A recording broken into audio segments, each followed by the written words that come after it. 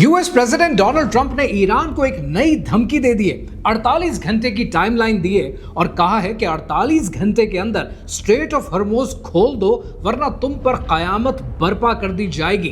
Trump की यह धमकी ट्रुथ सोशल पे उनके अपने प्लेटफॉर्म पर आने वाली एक नई धमकी है ईरान के लिए। लेकिन ये जो ट्वीट है ये बड़ी मैटर करती है क्योंकि इसमें 3 इंपॉर्टेंट बातें हैं।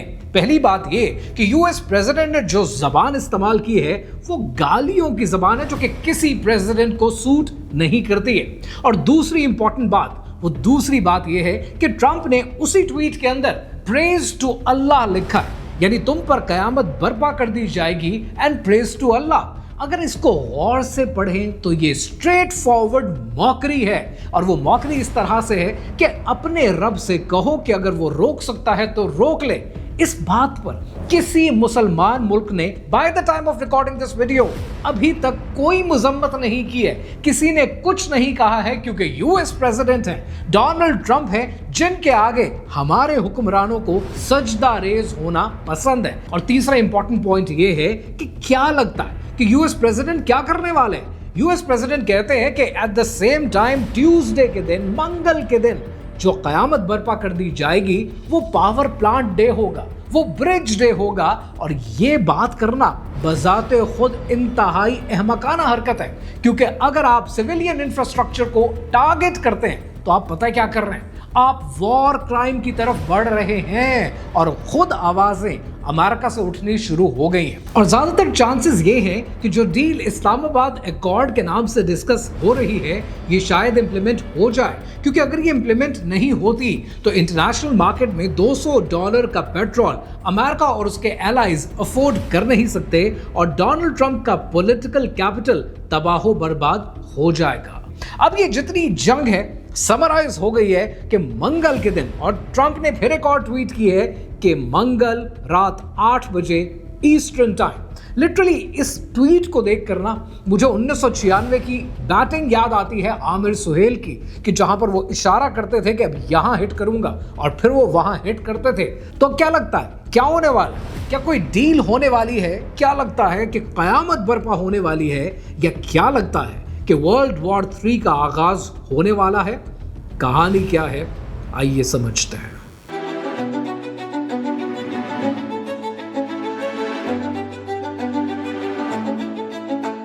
एनालिसिस देने से पहले जरा क्विकली टाइमलाइन को समझते हैं बिकॉज क्रोनोलॉजी ऑलवेज वर्क्स।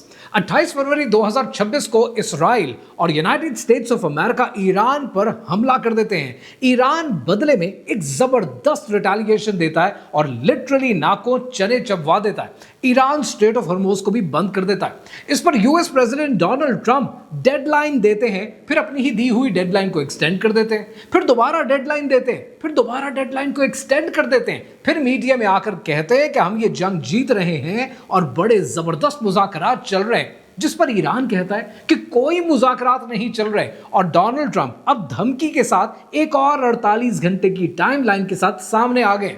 आपको नजर आ रहा है कि कितना अनस्टेबल आदमी है जो आज अमेरिका का प्रेसिडेंट है। आपको नजर आ रहा है कि साइकोलॉजिकली कोई तो बीमारी है, क्योंकि ये अपनी ही बातें अपनी ही तकरीर में 2 दफा अपनी ही ऑपोजिशन में कह चुके होते हैं। इस किस्म का आदमी आज यूएस का प्रेसिडेंट है और 4 अप्रैल को जब ये ट्वीट करते हैं ट्रुथ सोशल पे तो वहां पर ये लिखते हैं कि ट्यूसडे के दिन एक पावर प्लांट डे होगा, ट्यूसडे के दिन ब्रिज डे होगा। अब ये बात आप समझ रहे हैं, अगर आप इंटरनेशनल लॉ को उठाकर देखें तो पावर प्लांट या ब्रिज ये सिविलियन इंफ्रास्ट्रक्चर हैं। जंगें हमेशा फौजों के दरमियान होती हैं, आप सिविलियन इंफ्रास्ट्रक्चर को नुकसान नहीं पहुंचाते।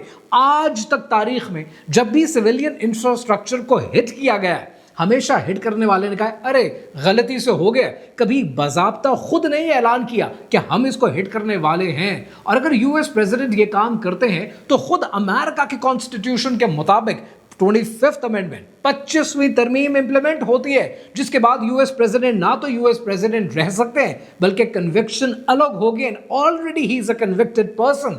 अब यहां पर ये चीज कोई नोट नहीं करता है। आज इंटरनेशनल मीडिया और अमन के अलमबरदार, इंटरनेशनल लॉ के अलमबरदार इस वॉर क्राइम्स की ट्वीट पर क्यों बात नहीं करते कि ये है आज यूएस प्रेसिडेंट का हाल।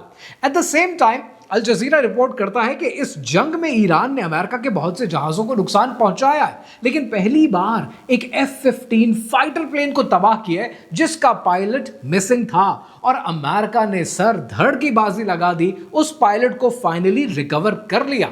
अब यहां पर आपको एक बात समझनी चाहिए कि रेमंड डेविस के केस में पाकिस्तान में क्या हुआ।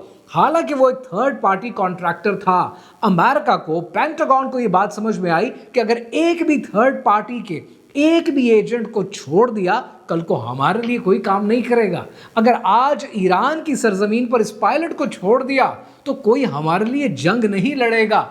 ये फर्क है कैपिटलिज्म की पैदावार में और इस्लाम के उन मुसलमानों में जो पहले दिन से शहादत का जज्बा दिल में लेकर बढ़ते हैं। लेकिन साथ ही साथ अफसोस भी होता है। अफसोस इसलिए होता है कि अमेरिका अपना एक पायलट छोड़ने को तैयार नहीं है। आज मुसलमानों के जज्बे ये बात सुनकर पस्त होते हैं, क्योंकि किसी ज़माने में ना हमारा ये हाल था। क्या आपको कभी किसी ने ये बताया कि मोहम्मद बिन कासिम ने सिंध क्यों फतह किया था? क्योंकि एक लड़की थी, एक मुसलमानों की बेटी थी जिसे अगवा कर लिया गया था, उसको छोड़ा नहीं था। फौजों की फौजें आ गई थी, एक मुसलमानों की बेटी पर हुआ था जब सितम, खुल गए थे इब्ने कासिम की शुजात के अलम। बेटियां बर्बाद हैं बंगाल में, कश्मीर में, जोर क्यों आता नहीं इस्लाम की शमशीर में? आज हम जिन लीडर्स को लीडर्स बनाकर चल रहे हैं ना, प्रॉब्लम यहां से क्रिएट होता है। एनीवेज, इसी दौरान आपने क्या देखा? आपने ये देखा कि बोशहर पर भी अटैक हुआ और बोशहर से रशिया ने अपने 198 लोगों को इवैक्यूएट किया, और ईरान के फॉरेन मिनिस्टर अब्बास अराक्ची ने कहा है कि अगर बोशहर के ऊपर रेडियो एक्टिव फॉल आउट हुआ तो वो सिर्फ तेहरान तक नहीं आएगा, वो गल्फ कंट्रीज को अपने साथ लपेट लेगा। लिहाजा आज ये देखने की जरूरत है कि अमेरिका जो प्लान बनाकर बैठा है उसके आफ्टर इफेक्ट सिर्फ ईरान तक नहीं रहेंगे, पूरे खित्ते में आएंगे। And that's why people need to be awake. और ईरान जो स्ट्रेट ऑफ हॉर्मोज को बंद किए हुए है, आज भी वो स्ट्रेट ऑफ हॉर्मोज बंद है, और पाकिस्तान इस सब के अंदर मीडिएशन का रोल अदा कर रहा है। और पाकिस्तान के अलावा इजिप्ट इस वक्त बड़ा अहम किरदार अदा कर रहे हैं, और नेगोशिएशन चांसेस है बाय द टाइम ये वीडियो आप तक पहुंचे, हो सकता है नेगोशिएशंस कामयाब हो जाएं। But Pakistan eight the same time जहां पर बहुत अच्छा किरदार अदा कर रहा है, पूरी दुनिया में हमारी वाह वाह हो रही है, वहां ये जानना जरूरी है कि अगर तो मंगल को रात 8 बजे ईस्टर्न टाइम पर यूएस प्रेसिडेंट ने अटैक कर दिया और ये जंग तूल पकड़ गई और ये जंग फैल गई, तो पाकिस्तान जो शायद आज तक डबल एजेंट का रोल कर रहा था, अब आपको एक पार्टी के साथ चलना पड़ेगा। जितनी इज्जत कमाई थी, डोनाल्ड ट्रंप को मिनट नहीं लगेगा वो सारी इज्जत भूल के वैसे ही बयानबाजी हमारे बारे में भी करने के लिए, क्योंकि वो एक अनस्टेबल आदमी है। इसीलिए तो इकबाल ने कहा था ना कि दुरंगी छोड़ के यकरंग हो जा, सरासर मोम हो या संग हो जा। अब जरा क्विकली बढ़ते हैं एनालिसिस की जानिब। चैथम हाउस का एक एनालिसिस आया और वो कहते हैं कि ईरान मिलिटरली अमेरिका से नहीं लड़ सकता, और ये बात ईरान जानता है क्योंकि अमेरिका का मिलिट्री मसल बहुत बड़ा है। और अमेरिका को अगर आप गौर से देखें तो अमेरिका ने 100 साल में पैदा क्या किया है? अमेरिका ने 100 साल के अंदर सिवाय अपने मिलिट्री कॉम्प्लेक्स के और तो कुछ पैदा नहीं किए। बाकी सब अमेरिका का पीआर है, बाकी अमेरिका का स्टंट है जो वो पूरी दुनिया में बहुत अच्छा प्ले करते हैं। बट एक ही चीज़ है विच इज़ मिलिटरली उनकी स्ट्रेंथ है, और वो उनका मिलिट्री कॉम्प्लेक्स है। और ईरान ये जानता है, इसीलिए ईरान साइकोलॉजिकली लड़ेगा, पॉलिटिकली लड़ेगा, और ईरान जानता है कि हमें टाइम बाय करना है। अमेरिका चाहता है कि जल्द से जल्द इस जंग से निकले। अमेरिका लंबी जंग अफोर्ड नहीं कर सकता, और ईरान चाहता है कि ये जंग लंबी हो। यानी ईरान का काम क्या है? ईरान का काम है कि जितनी ज्यादा कैजुअलिटीज हो सकती हैं हो जाएं। We just have to be in the game. ये बिल्कुल बॉक्सिंग के मैच की तरह है कि जहां पर एक ओपोनेंट बहुत मारने वाला है, उसके अंदर बहुत ताकत है, बहुत मिलिट्री कॉम्प्लेक्स है उसका, बट दूसरे का काम क्या है? दूसरे का काम शायद पंचेस मारना इतना नहीं है जितना घंटी बजने से पहले पहले खड़ा रहना है। Iran just have to stand in the game, और ईरान यही कर रहा है। और ईरान की स्ट्रैटेजी अगर आप देखें तो ईरान ने क्या किया? ईरान जानता है कि अमेरिका तक मारना तो आसान नहीं है, लिहाजा गल्फ को अरेबियन पेनिनसुला को टारगेट किया जाए और ईरान ने यही किया कि अरेबियन कंट्रीज को, गल्फ कंट्रीज को इतना मारा जाए कि वो खुद जाकर ट्रंप का हाथ रोके। और एग्जैक्टली वही हो रहा है। चैथम हाउस कहता है कि यूएस प्रेसिडेंट सिर्फ इस वक्त एक चीज चाहते हैं, वो चाहते हैं कि किसी तरह डील हो जाए और किसी तरह मैं विक्ट्री अनाउंस करके इससे बाहर निकलूं। लेकिन इससे बाहर निकलने के लिए ईरान मौका नहीं दे रहा है और ईरान ने बड़े स्ट्रेटेजिक टाइम के ऊपर सुप्रीम लीडर की, मुज्तबा खामनाई की वीडियो रिलीज की है कि वो सिचुएशन रूम में जा रहे हैं। और सिचुएशन रूम में स्क्रीन पे पता है क्या है? स्क्रीन के ऊपर इसराइल का न्यूक्लियर प्लांट डिमोना का मैप है कि वो वहां तक अटैक करने की सलाहियत रखते हैं। लेकिन यहां पर एक और चीज है जो लोग मिस कर जाते हैं। एक एक्सपर्ट है जिनका नाम है ब्रूस बेचटॉल और उन्होंने नॉर्थ कोरिया और ईरान के अलायंस के ऊपर पूरी एक किताब लिखी है और वो कहते हैं कि ईरान का लिक्विड फ्यूल मिसाइल प्रोग्राम ये कंप्लीटली नॉर्थ कोरियन है। और आपने देखा कि नॉर्थ कोरिया ने रिसेंटली कितनी सारी रिपोर्ट्स आई हैं, वॉक्स पे भी आई हैं, और ये रिपोर्ट्स कहती हैं कि नॉर्थ कोरिया ने 500 हवासोंग 18 मिसाइल्स ईरान को दिए हैं और नॉर्थ कोरिया के पास लॉन्ग रेंज मिसाइल्स हैं। और एक चीज तो आप ऑलरेडी देख चुके हैं, कैसे ईरान ने यूएस की बेस डियाजो गार्सिया को, जो कि 2500 मील दूर है, उसको टारगेट किया। यानी अब अगर मंगल के बाद ये जंग बढ़ती है तो ईरान सिर्फ गल्फ कंट्रीज को कवर करने की सलाहियत ही नहीं रखता, ईरान दूर तक मारने की सलाहियत रखता है। अब जरा इस वीडियो में तीसरी और सबसे अहम बात समझते हैं। सोशल मीडिया पे मैं काफी देर से देख रहा हूं कि बहुत से लोग इस पूरी जंग को जापान के साथ कंपेयर कर रहे हैं कि जब 1945 में हिरोशिमा और नागासाकी के ऊपर एटम बम गिराए गए। और लोगों का कहना यह है कि अमेरिका को टफ टाइम तब भी जापान ने दिया था और आज अमेरिका को टफ टाइम ईरान दे रहा है। लिहाजा अमेरिका एक सरफिरा मुल्क है, किसी के ऊपर भी एटम बम गिरा सकता है, लिहाजा ऐसा ही कुछ होने वाला है। Let's first understand ground realities हैं क्या। 1945 के अंदर जापान की हालत क्या थी? जापान एक इंपीरियल कंट्री था। जापान को रिसोर्सेज चाहिए थे जो उनकी जमीन पर नहीं थे। पॉलिटिकली जापान पूरी दुनिया से आइसोलेटेड था। जापान वो मुल्क था जिसने कोरिया पे हमला किया, जिसने चाइना पे हमला किया, जिसने साउथ ईस्ट एशिया को गुलाम बनाया। जापानीज जालिम लोग थे और रिसोर्सेज की कमी थी और दुनिया में कटे हुए थे। उनका मजहब पूरी दुनिया पे अप्लाई भी नहीं होता था, मानने वाले भी नहीं थे। अमेरिका को तो चाहिए था टेक्निकली स्पीकिंग कि अगर एटम बम गिराना था तो जर्मनी पे गिरा था, हिटलर के मुल्क पे गिरा था। अमेरिका ने नहीं गिराया। क्यों? क्योंकि देर सवेर हमारे ही ईसाई बहन भाई हैं। बजाय इसके कि अपने बहन भाइयों को मारा जाए, एक और मुल्क जिसकी आइसोलेशन है पूरी दुनिया में, उसको नुकसान पहुंचाया गया। अब यहां पर यह बात समझनी चाहिए कि तब के जापान में और आज के ईरान में जमीन आसमान का फर्क है। ईरान के पीछे 1 अरब 80 करोड़ मुसलमान खड़ा है। अगर एटम बम की बात भी की तो बहुत बड़ा वबाल पैदा होगा।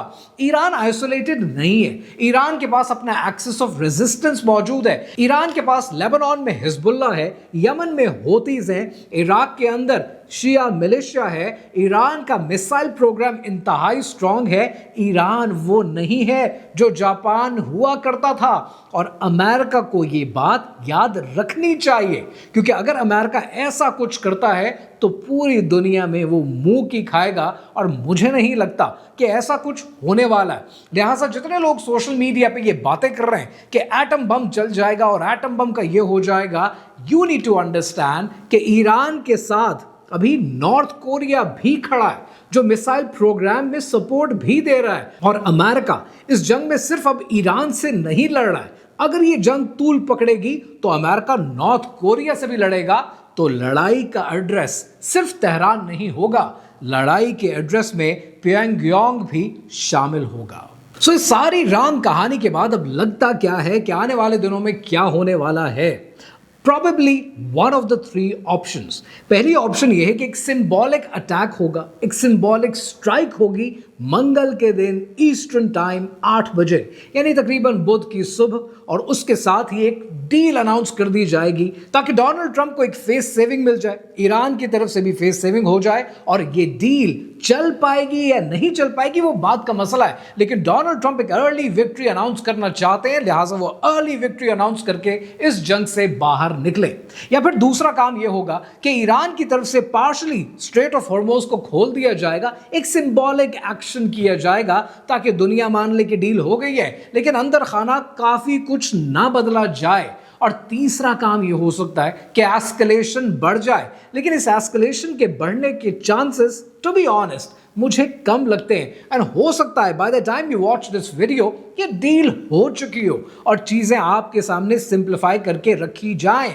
लेकिन एक बात तो क्लियर है कि जितना कुछ इस वक्त इस दुनिया में हो रहा है आपके सामने है कि एक रिसोर्सेज की जंग को पहले रिजीम चेंज की जंग कहकर बेचा गया, फिर इसको न्यूक्लियर प्रोग्राम की जंग कहकर बेचा गया, और ये इवेंचुअली एक रिसोर्सेज की जंग थी जो अब रिसोर्सेज की जंग से मजहबी जंग बनती जा रही है। और आने वाले दिनों में हालात ज्यादा मुश्किल होंगे, ये डील ज्यादा अरसे तक चलेगी नहीं अगर ये डील हो भी जाती है, क्योंकि आने वाले दिनों में सबकी प्रोफेसीज फुलफिल होने वाली हैं और उन पर नजर रखना और उनको देखना जरूरी है। रही बात मेरी कि मैं इवेंचुअली जिस तरह से ये आउटकम्स लग रही हैं, मैं क्या चाहता हूं, सिर्फ एक चीज जो इकबाल ने कहा था कि उठा साकिया पर्दा इस राज से, उठा साकिया पर्दा इस राज से, लड़ा दे ममोले को शहबाज से।